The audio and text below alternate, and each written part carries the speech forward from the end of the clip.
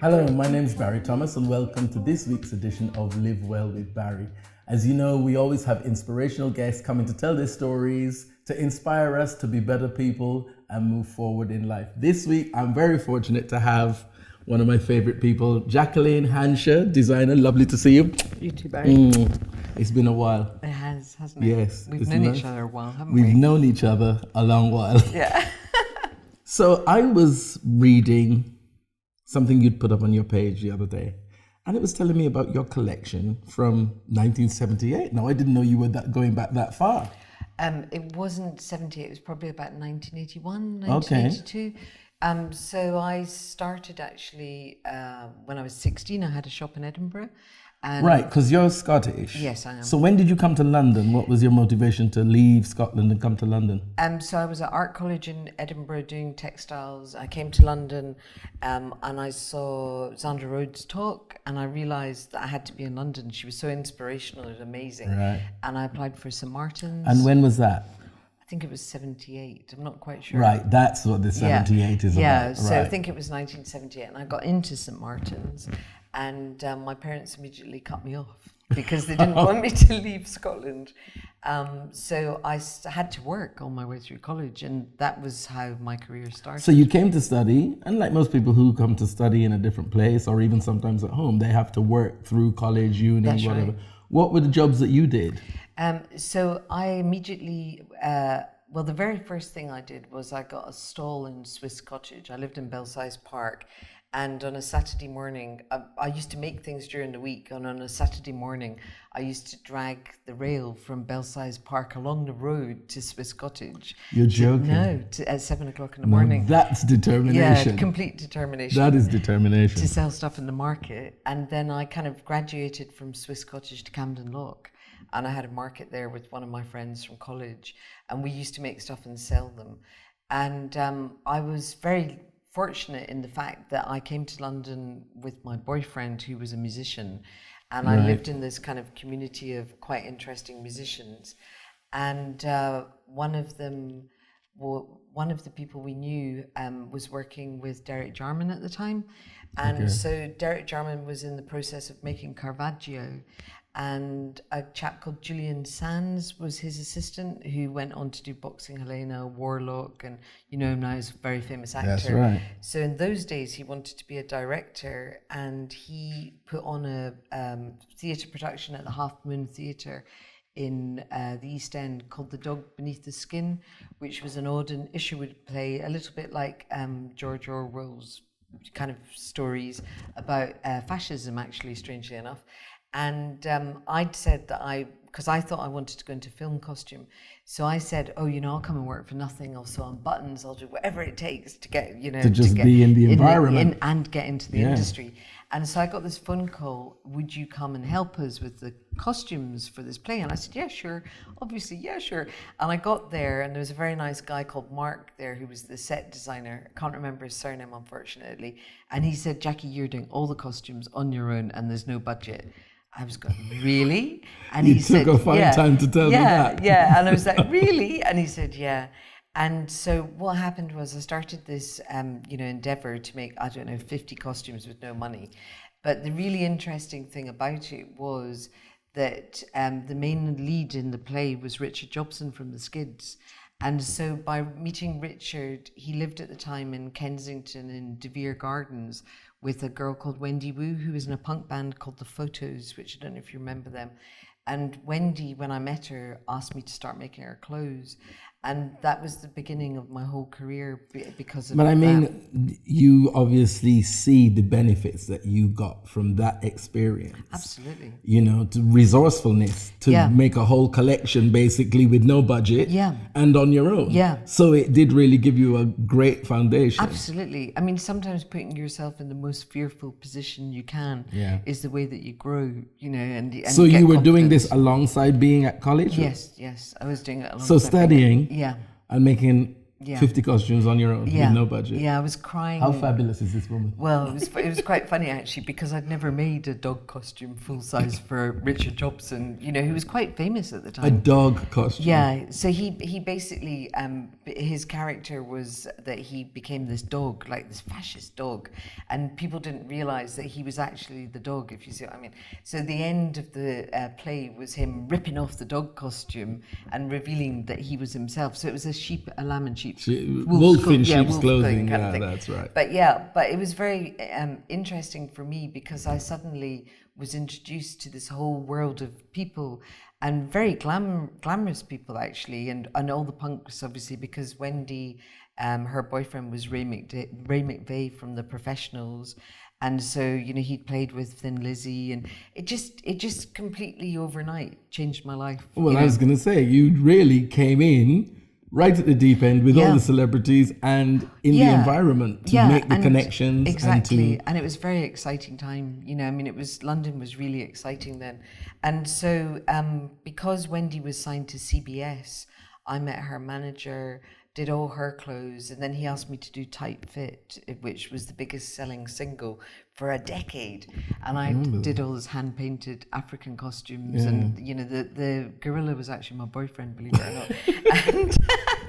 And I remember I got £50 actually for that, which was a week's work. But, you know, I wanted to work. I mean, it was exciting, you know, and it just took off because obviously Tight Fit became famous. I did all their clothes, and then I got asked to do Flock of Seagulls, and then I did Kim Wilde, and then it just escalated to that I did almost most of the bands that I can think of in the 80s, you know, at one point or other, I dressed them, you know, and so it was fascinating. And so you started your course in 78 then, is that it? Yeah, roughly. And finished, graduated? I didn't finish. You didn't finish? No, I was showing in Paris when I was supposed to be finishing. So you'd already started your collection? I was and selling just, to Harrods and Liberties and, you know, everybody, and so basically, I think what happened was I started making leather because of Wendy. She asked me to make her something in leather, and I realized I loved leather.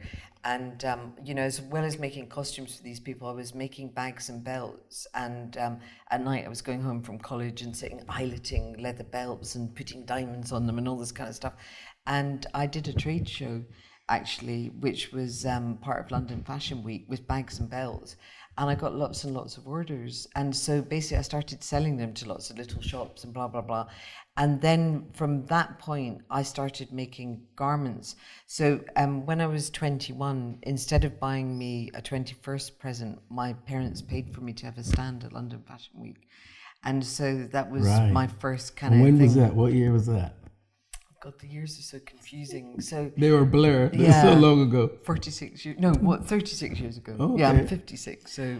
Because I remember you. Can't remember. I have to say, as one of the only designers. Well, two things. One of the only designers that I ever saw combine silk and leather. Yeah, that's true. Yeah. And I can remember having this amazing electric blue silk coat with black. Did you have one of those? Yeah. Did you? I've got a shoot that we did Really? with it. Yeah. What happened to it? Well, I gave it back to you. Oh, did I lend it to you? Oh, it was to for you. us. Oh, Yeah. I thought you meant you'd bought it. Yeah. I was like excited because I'm trying to get everything back. And not only that, you were one of the first majors to really use black people. Yes, and I we can was. say that because Yeah, in the it's 80s, true. you know, a lot of designers, they didn't use black people. Yeah. And you were one of the majors that actually did. Yeah, well, it's quite strange, isn't it? I mean, it was a kind of natural thing because of Jane Spencer, to be honest with you. Because Right. I met Jane in my second year at St. Martin's. She was modelling for us. And her and I became best friends. And, you know, we had some great adventures together, Jane and I. Yeah. You know, Jane came to me the very first time I showed the very first time I showed in Paris. and the car broke down as we were trying to get on the ferry, and Jane and I had to push the car onto the ferry, and the show was the next day. Modelling was glamorous. And we were always getting into terrible kind of like situations. And then Jane introduced me to Joycelyn, and Joycelyn and I became friends. And, I suppose I was really lucky because I went to school that was very mixed, and Right. I never thought there was anything peculiar. Different or unnerving about anybody different from yourself. No. And as I said when we were talking before we started, where I went to school, actually Haile Selassie's children went to the same school as me, and so there was people from all over the world. And the only problem in our area of Scotland was a religious thing, and my father was an atheist, so I was quite lucky that I didn't have that problem. You escaped that. I escaped that. And also being at Edinburgh first, which was a great college and very mixed people from all over the world, then coming to St Martin's, which was so diverse in sexuality, in culture, in race, people, in everything, religion, everything, and being bang pot. in the middle of Soho, where everything was going on. Right. We never kind of like. The thing is, I think what was more important to us in those days was we had the same thought process. We kind of like wanted to wear the same kind of clothes, listen to the same kind of music, go to the same clubs, obviously, dress up. I mean, it was all about dressing up, wasn't it? And have fun. And it wasn't, there was no kind of ghettoism at all, whether it was a kind of cultural thing, or you're a Scot, or you're from like Trinidad, and I've always been absolutely fascinated by different cultures. And I think in my life, I've always spent a lot of time, with anthropological studies. I love all that kind of thing. So for me, it's fascinating, and I don't see any difference at all, really, which I think is a very positive thing. Absolutely. And also I have to say that without our friend that's no longer with us, Clive, do you remember Clive? Well, of course. Yeah, I mean, he helped me so massively in my career, and it was the people that I met that actually helped to project me forward, because they loved what I was doing and they'd talk about it. Well, as you mentioned, Clive, he is the one that introduced you basically to us. He was like, I've got this amazing designer, Jacqueline Hancher. That's right. And he put your clothes in every show that we did. Absolutely. And he was fantastic. I loved Clive, really loved Clive. And also I had another friend called Jaffa, who I don't know if you know, who was a makeup artist. Right. Do you know him? No. Did you ever meet him? So all the people that I met helped me. And if you think about like Joycelyn, I think Joycelyn actually introduced me to Clive. They loved what I was doing, and they were kind of like they were probably more courageous actually than I was, because I'm actually quite shy. So they'd go out they and were wear very, it. for Joycelyn still is, but I mean, and the time, they were traveling. Absolutely. And internationals. Absolutely. Very open-minded, very creative, very... Absolutely. And, if I'd given them something to wear and they'd worn it to a party or something, they'd talk about it. So, they were fantastic. I don't think my career, and I said to you, Brian Clark, the menswear designer, really helped me and is still a great friend. Great friend after all these years, which is lovely. Great friends, so it's fantastic. But your collection was very varied. As I said, the first person I ever saw as a designer using silk and leather. That's because I couldn't afford the suede. But it worked. It absolutely worked. Actually, no, it wasn't because I couldn't afford the suede. It's because I wanted to be able to sell leather in the summer. And so we were very, in those days, we were very restricted to autumn, winter, spring, summer, whereas now obviously it's much more, designers are bringing out new ranges all the time. But, for example, say we used to do 7 shows a season. Right. We used to do New York, Paris, Germany, Japan. I mean, it was mad. So what would we do in the summer? So if you were kind of known as a leather designer, so I used it as a trim, which is why I used silk, And that whole collection that you're talking about was actually based on the Freemasons, and there was a lot of Masonic, you might not remember, but there was lots of Masonic jewellery. That's got into trouble. That's right. Even the buttons. That's right, that's right. So I was always getting into trouble. But it was varied because you had tweeds as well. Yes, so what happened was I did a partnership with a guy called David Foch, and I was trying to get into more mainstream suiting, because I had an idea that I wanted to open a shop. And obviously opening a shop with just leather, very expensive leather jackets and leather and like silk mixes, would have been quite difficult. So, and also because I've kind of wanted to expand what I was doing, I started looking at really incredible Irish tweed, and we did this collection. It was so unusual. Yeah, it was there was a particular beigey color that had pinstripe through it, just amazing. But and then there was a grey. Yeah, there was lots. There was so much, but the tweed itself was light, but it was tweed, and it was wool, but it was lightweight. Yeah, it was beautiful. It was Irish wool.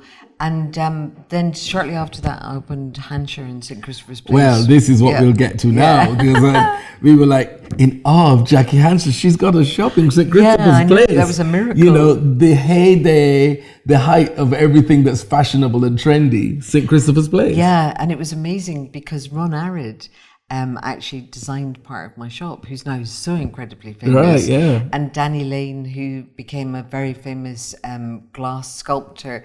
And they made it, I don't know if you remember, had all these broken chipped glass things on railway sleepers. And my father had provided the steel floor because he made manhole covers. So we had a steel floor made out of manhole covers, and it was fantastic. The shop itself was interesting. Yeah, it was interesting, wasn't it? It was. I'd been to Japan, and I'd seen all this amazing, Japanese designers' shops in Tokyo, and I was really wanted to bring that kind of spirit back. So it was quite minimalist, lots of glass, lots of. It was. I think the weathered railway sleepers, and stuff like that. And it was really interesting. But I wasn't really geared up for how difficult it would be to be in St. Christopher's Place because the rent was because you were right opposite Coconut Grove. Exactly, it was 40,000 a year then. 40,000, and that's back in 1985. Yeah, which is ridiculous, isn't it? Absurd, beyond belief. I know. I don't know what we thought we were doing, but the thing is that we had so much courage. I was actually just plunged in and did it. Didn't think we were going to fail. About the risk, and actually, it didn't matter if we lost because we didn't have anything to lose. It was just about having the time at the time. Well, I think the thing is when you're young and you're just starting out, you're far braver, and I didn't have any responsibilities at that moment. And so I thought, yes, I can do this. And actually, it was amazing because some weeks we took £7,000 a week, which is incredible. I don't know how much that is now. It's a lot of money, isn't it? And it was fantastic. But then I got pregnant, and I love my daughter, but we were just exhausted. She loves you, darling. She does. Yes, really I do, Rachel. But we were exhausted, and we just weren't geared up for it. Yeah, for what it takes to keep that momentum going. Yeah, and we also, because we did 40 grand exactly. A year is well, not and also, easy, being tired, you have to. That's the biggest problem, was trying to keep it all going. I had a big wholesale business with a staff of 7 people. Because everything was made more or less in our own environment, in our own factory. And so I had to look after all of them as well. So we already had a family, but they weren't quite as demanding. And we just couldn't manage. And so gradually it kind of went like that, and I had to give up and sell my shop. Yeah, we were all devastated when Hancher went. Yeah, it was really hard. Even though we felt like we were part owners, because we were such a part of it. Absolutely. We were doing every show. Your clothes were in every show that we were doing. We were coming to use clothes from you to do shoots. Exactly. Exactly. So it was a great, exciting. We felt like it was our business as well. I know. It was really sad, But I don't know what year I closed it. I can't remember. But by that time, Barrie, I had 3 shops in London. So I had a Hyper. That's right. And for a long time. And also had when they opened in the Trocadero Fusion. Yeah. And so I can remember going there on a Saturday when one of the staff didn't turn up, with Rachel in her car seat with chicken pox, and her sitting there covered in red spots. Yeah, and the kind of customers coming, can I help you, sir? And this jacket's, it's 250 quid, and this child sitting there kind of like, and I thought maybe this isn't the right way forward. Yeah. So I kind of cut back a bit, and sadly, Rachel's father was my business partner, and we split up. So that kind of took a knock for a while. And then we went to Soho. Before him and I split up, we opened a shop in Soho. Right. And then I had, we opened this shop in Soho and the floor collapsed instantly and completely, because Really? we didn't realise, we didn't do a proper survey, so we didn't know that the floor was rotten. So it was always those kind of things, you know, like little signs telling you maybe it's time to. Well, maybe it's time actually to be a bit more careful and cautious and not do the rushing in where angels fear to tread, you know, doing a bit more. Yeah, when St. Christopher's Place went, it was a loss. Yeah. It was like a personal loss to all of us. Yeah, you know? it was really sad. But then, you know, St. Christopher's Place had become incredibly expensive. Yeah. I mean, you know, we had to pay, I think, 8,000 a year service charge as well. Right. So it was mad.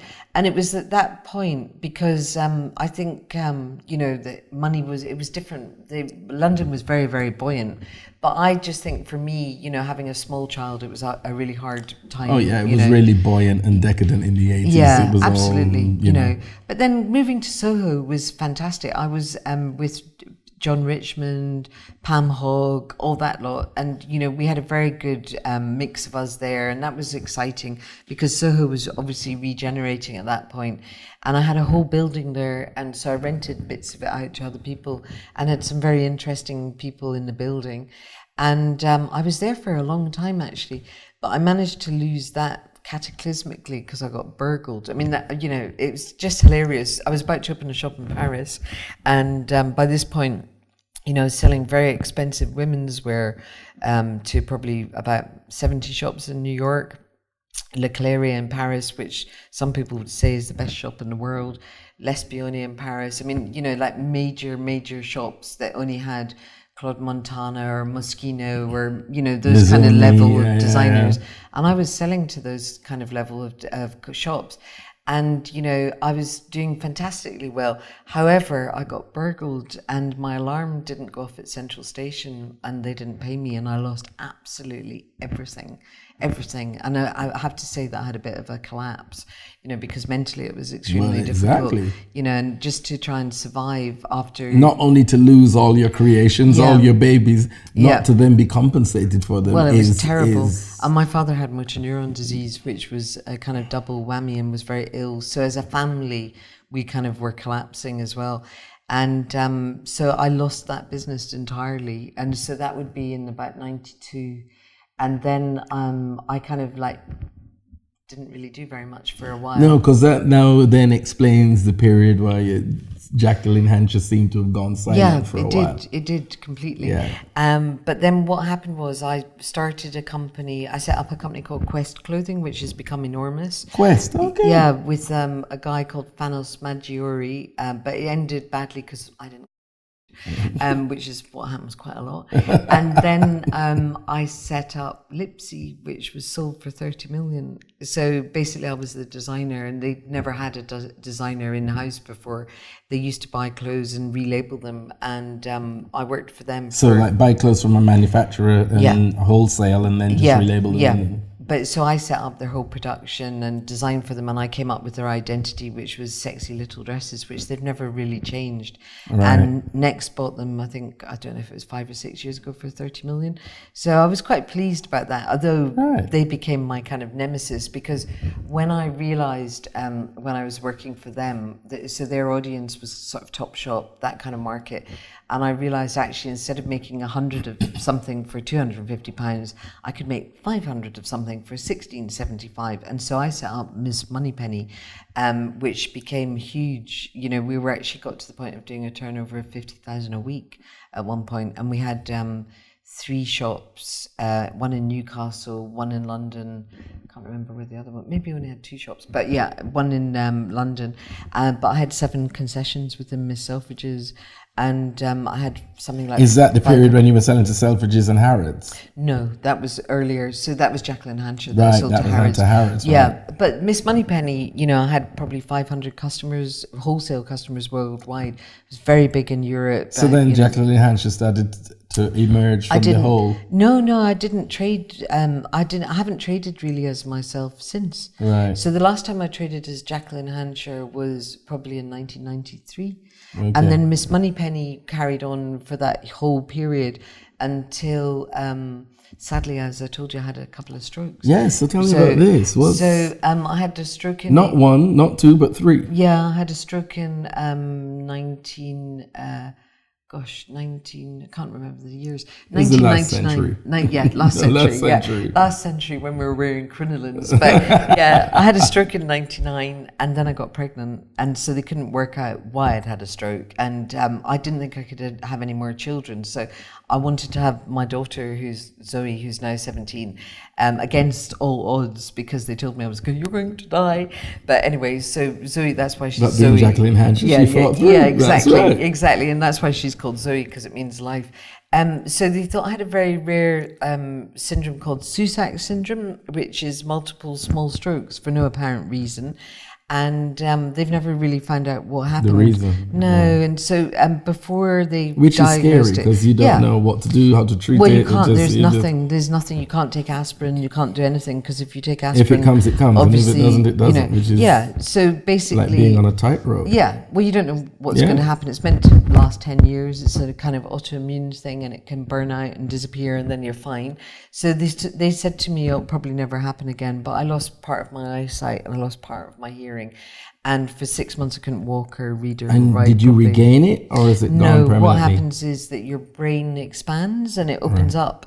So basically, if I did one of those field eye tests, I can't see all over the place. When it first happened, I could only see the tops of people's heads. So it was a bit like walking around in a horror film. So the lower part of your eye wasn't functioning. Couldn't see anything at all, nothing. So I used to fall over quite a lot.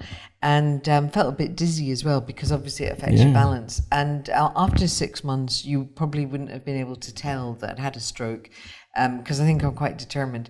But the worst thing for me was it slowed down my salsa dancing, because I was always slightly always comes back to music. Always comes back to music. And I was slightly dragging my left foot, which used to annoy me. I used to have great arguments. And probably annoy your partner as well.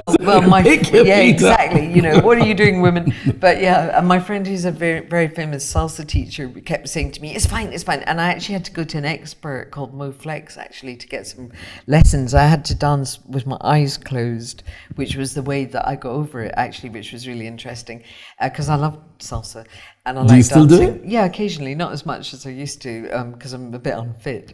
But then, I regained that back. But then I had Zoe on my own as well. So, unfortunately, Zoe and I, her father was my partner in Miss Moneypenny. And when I got pregnant, he left. So that was a bit of a disaster. And so, again, I had a child to bring up on my own. And so it took me a bit of time to get Miss Moneypenny back and running again, which I did eventually. But in the guise of this time, we became distributors for about 30 French brands, well-known middle market French brands. I went into partnership with a business partner from Manchester. And unfortunately, we bought a building together in Manor House, which became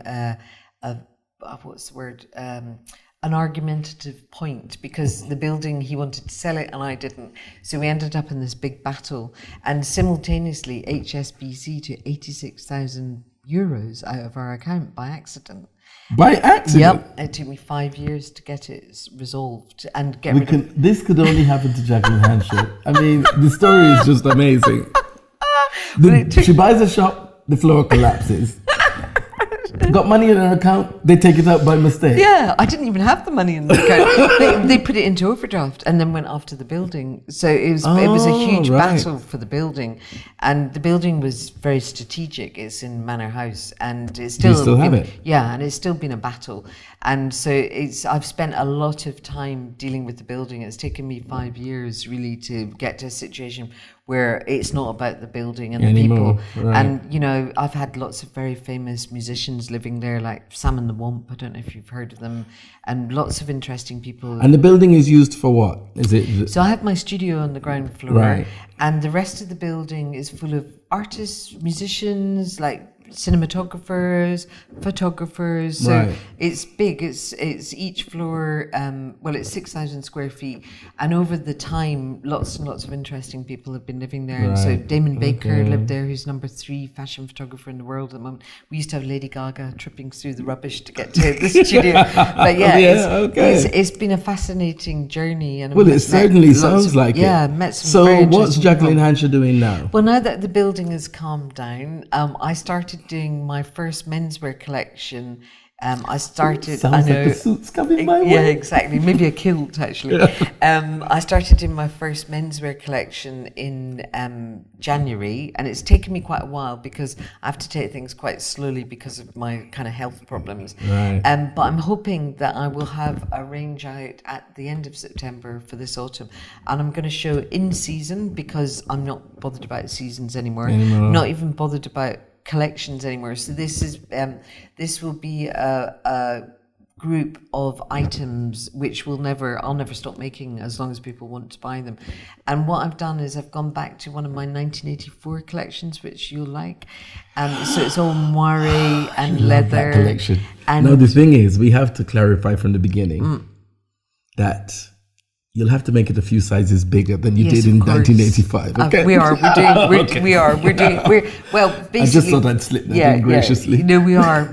We've been very cautious that a lot of my fans might be of my age group. Exactly. And, so a little not more size portly, 6. shall we say?